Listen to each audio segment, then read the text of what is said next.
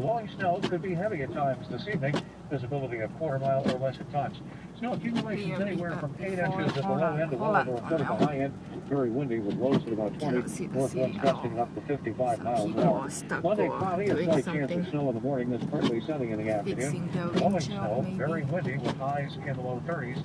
Monday night, partly cloudy in the evening, then mainly clear, windy with lows in the mid-20s. Tuesday, mainly sunny and breezy. Temperatures finally are really above freezing. Temperatures What's this sign say here? Wednesday, Reduce speed.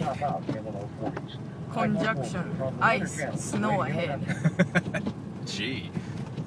No, construction. Oh, construction? Construction, ice, and snow. Boy, that sounds like a good combination.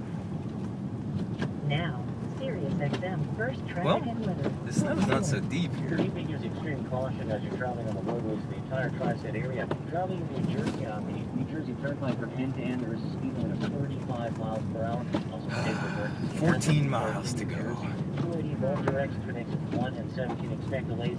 7 single vehicles spin outs. Almost. 287 both directions. 37. 38, 57. Again.